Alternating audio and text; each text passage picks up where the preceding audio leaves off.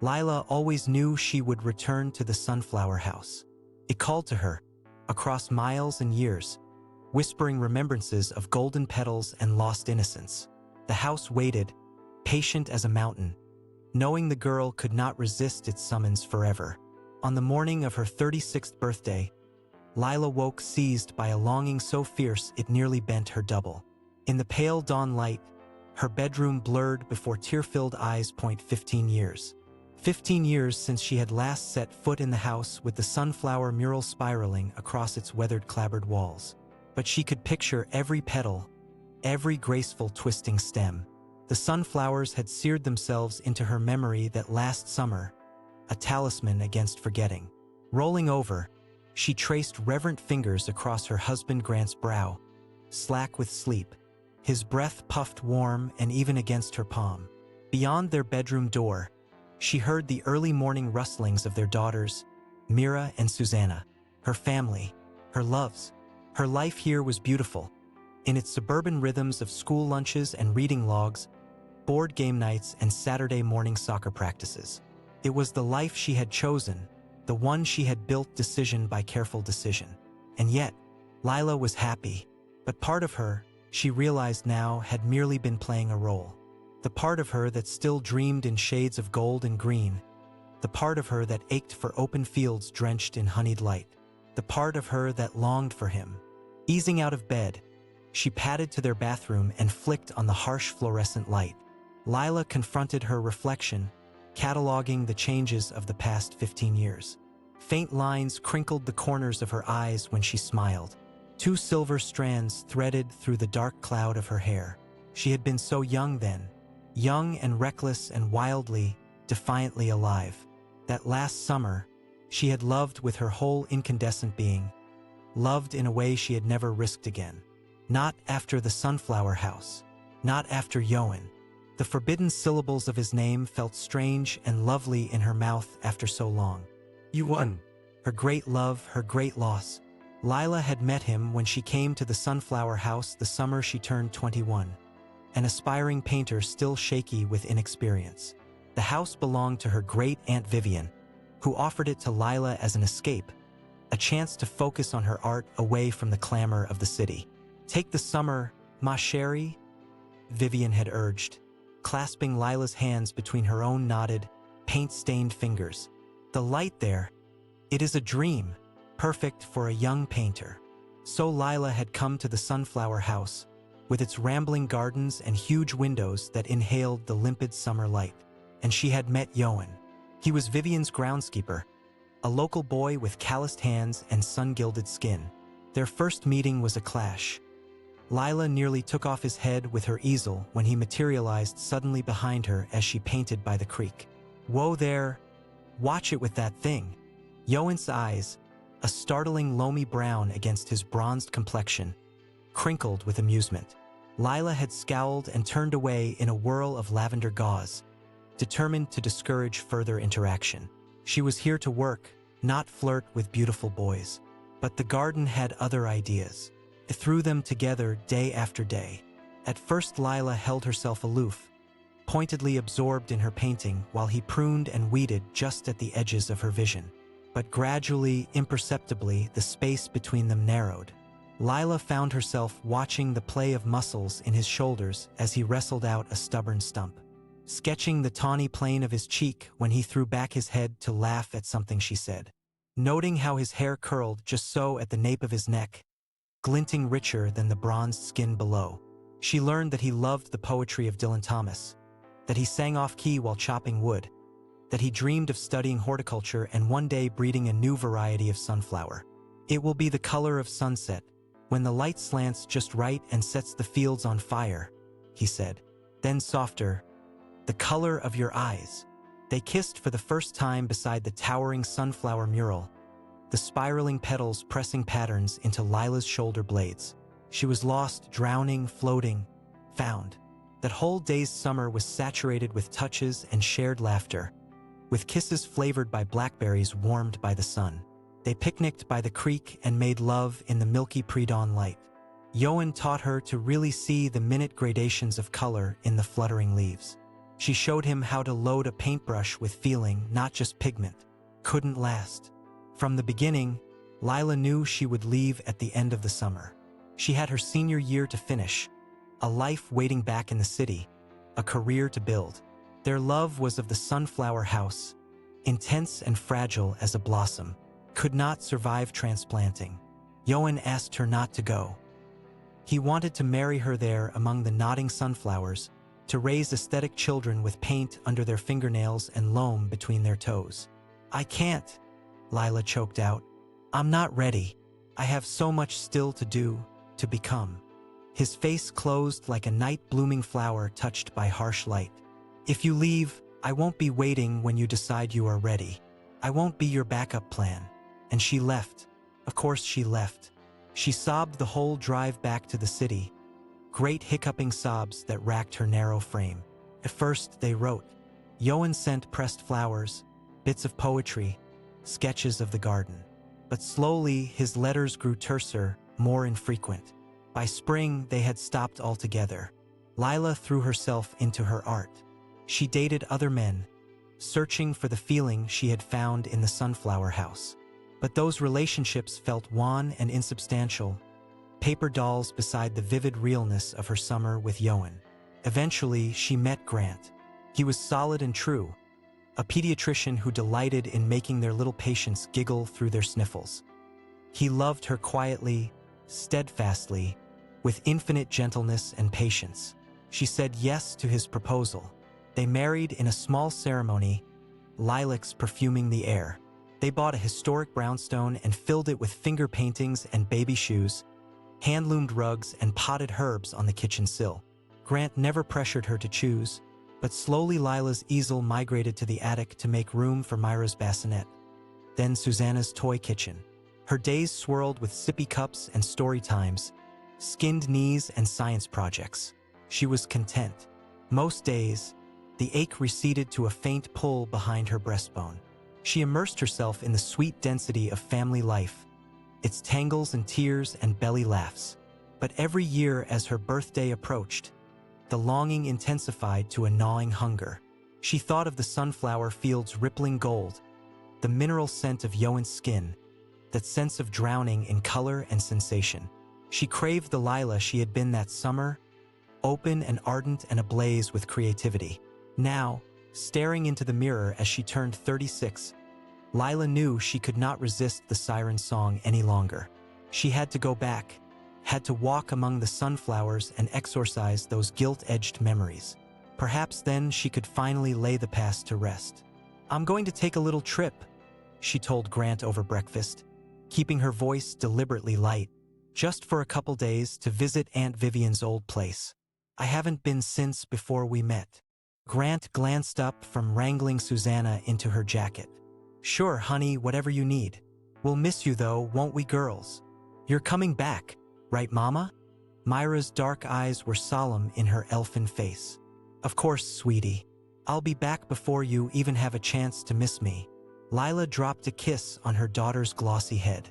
As she loaded her overnight bag into the car, apprehension and elation knotted in her gut. Part of her wanted to race down the highway to the sunflower house, to gulp down that charged air and bask in the untarnished memories. But another part of her feared what she might find. What if it was all changed, tawdry and diminished in the harsh light of adulthood? What if the magic of that summer really was as evanescent as the morning dew burning off by noon? The drive passed in a blur of white lines and clenched fingers on the steering wheel. As she turned down the rutted dirt road, Lila's heart thudded against her ribs, a frantic bird battering itself senseless. Then the house came into view and the breath left her body in a soft whoosh. It was exactly as she remembered. The rambling gardens, the sloping roof, the sunflower mural spiraling exuberantly around every wall. She stumbled from the car, nearly tripping in her haste. The air was drugged with the honey musk scent of sunflowers warmed by the late afternoon light. For a delirious, unmoored moment, Lila felt herself to be 21 again, untethered from anything but sensation. "Lila, is that really you?" That voice, deep and warm, curling around her name like wood smoke. Lila closed her eyes against the onslaught of memory. Ijan. She turned to face him. Hello. He stood at the gate, one weathered hand resting on the sun-bleached wood. 15 years had sharpened the angles of his face, threaded silver into his tousled curls. But his eyes were the same, rich and heated as newly turned earth. I can't believe you're here. Yoan's voice cracked on the last word. He took a halting step toward her.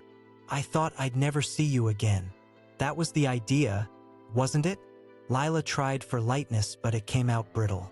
When I left, Yuan Flynn kid. he scrubbed a hand over his beard, another gesture achingly familiar. Lila, there's so much to say. Will you come inside? Have some tea with me and we can talk. She followed him through the garden, blood singing in her veins. This close, she could smell the sun-warmed musk of him beneath the crisp scent of rosemary and lemons. It made her dizzy, unsteady on her feet. They sat across from each other at the scarred wooden table where they had eaten so many dreamy meals. The late afternoon light slanted nostalgic fingers through the screened windows. Yoan gazed at her over the rim of his mug, eyes dark and fathomless. I've thought of you so often, he said. Dreamed of you walking through that door 1,000 times. Lila's fingers tightened around her own mug. Yuan, I'm married now. I have a family, a life far away from here. She forced herself to meet his gaze. I came back because I needed to make peace with the past, to lay our ghosts to rest. Something shuddered in his expression. He looked away, jaw clenched. Of course, I knew you must have moved on. It was foolish of me to hope. He cut himself off. I'm glad you're happy, Lila. Truly. That's all I ever wanted for you. The words, so simple and sincere, lodged beneath her breastbone. Lila blinked back the sudden sting of tears. And you? Are you happy? A rueful smile twisted his lips. I'm content enough. I still tend the gardens here. I live a quiet life. He shrugged. I never married, never found someone who. He did not finish the thought. They sat in silence, the filtered light shifting over their faces, stealing time. So many words trembled on Lila's lips, apologies and explanations, justifications and regrets. In the end, she said only, the sunflowers are as beautiful as I remembered. Yoan's eyes crinkled in a way she had once known better than her own face. They are, aren't they? I finally bred that new variety, Come see. He led her out into the riotous garden, to a corner plot where the sunflowers towered 8 feet tall. Their petals shimmered peach and apricot, magenta and mulberry, coral and persimmon. A sunset caught and furled into a flower. Oh, Lila breathed. Ijan. They're spectacular. They're called Lila's sunset. His voice was soft. I told you once I would make a flower the color of your eyes in the right slant of light. She turned to him, tears blurring the golds and bronzes. I'm so sorry for how I left. I was young and scared and selfish. You offered me everything I secretly wanted and I ran. Hush. No sorries, not anymore. Yoan cupped her face in his hands, calloused thumbs sweeping away the tears.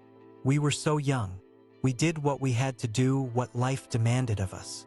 Look at all you've built, a home, a family, a self to be reckless proud of. How could I begrudge you any of that?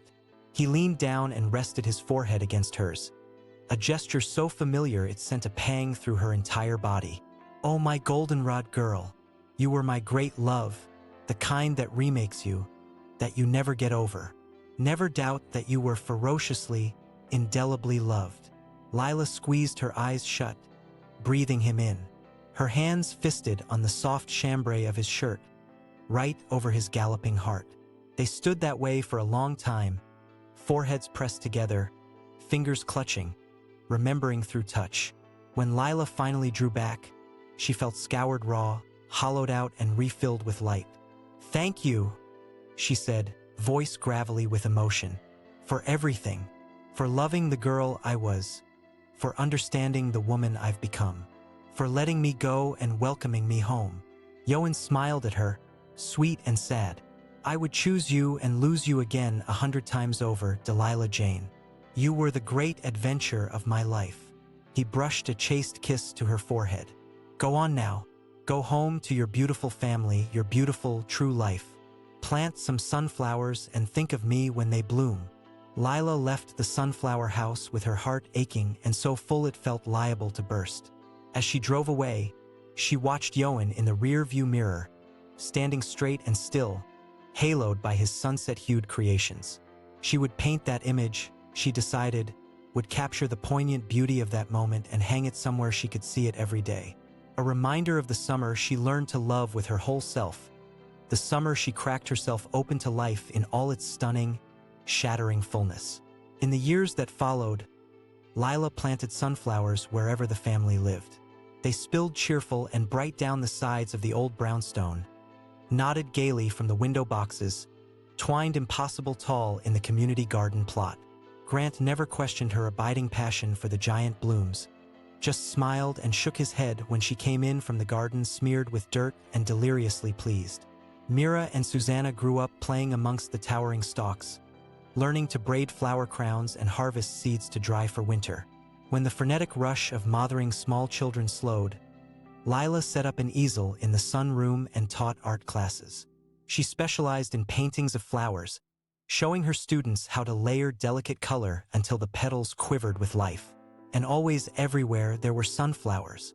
Lila lovingly tended the motley species year after year, from the classic golden giants to the rich burgundies, the palest ivory to the striped maroons.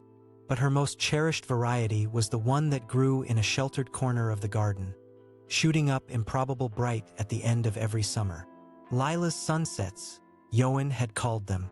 She fancied that she could smell the warm musk of his skin in their brilliant petals. Lila grew old amongst her sunflowers, hands knotting with arthritis but still most at home sunk into soil. When she closed her eyes, she could still feel the summer breeze in the garden of the sunflower house, could still hear the rumble of Yoan's laughter chasing her own. The taste of blackberries burst tart and sweet on her tongue, forever mingled with the salt of his skin. On her 80th birthday, Lila woke at dawn, an unfamiliar urgency thrumming through her brittle bones. Grant had passed away 2 years before, slipping away quietly in the night, a slight smile on his beloved face. Her daughters and grandchildren would come later, bearing cake and kisses, laughter and a joyous racket. But first, Lila had somewhere to be. She made her careful way to the garden, each step an act of will and stubborn grace. The sunflowers nodded to her as she passed, old friends greeting a comrade. In the corner, the patch of Lila's sunsets shimmered as the rising sun gilded their petals in bronze and copper and persimmon. Lila lowered herself to the ground, uncaring of the dew seeping into her cotton nightgown. The dark earth cradled her hips, loamy and rich with remembering. She leaned her cheek against the sturdy stalk of the nearest sunflower, breathing in the green scent of life, of growth, of that long-ago summer distilled to its essential magic. Eyes fluttering closed, Lila slipped into a doze, a slight smile playing about her lips. In the honeyed space between dreaming and waking, she heard again the warm honey of Yoan's laughter, felt the heated brush of his fingers twining with her own. For a delirious, perfect moment, she was 21 again, madly in love and dizzy with the intoxicating rush of creating beauty in the world. When Mira found her an hour later, Lila was curled peaceful among her beloved sunset-hued sunflowers, face tipped toward the morning light. A single bronzed petal rested against her smiling lips, a tender benediction. Mira knew with resigned, radiant certainty that her mother would not wake, would not be jostled back to her body and the earthly tether of her family. Lila had returned to her sunflower house at last, to the golden summer of her youth, to walk always amid beauty with the love of her life. The grief welled thick and choking in Myra's throat, but beneath it flowed a deeper current of gratitude, of grace. How lucky her mother had been to know a love so transformative, to carry its gilded light through a lifetime and into the vast mystery beyond. How lucky they had all been to bask in the nimbus of that love. With infinite tenderness, Mira laid her cheek against her mother's still, smiling face. "Give him our love," she whispered, tears pattering onto the rich earth. "Enjoy your sunflowers, Mama." And all around her, season after season, the sunflowers nodded their brilliant heads, reaching for the sun. A living tribute to a love that transcended time, a love that grew and twined and blossomed, eternal as summer itself.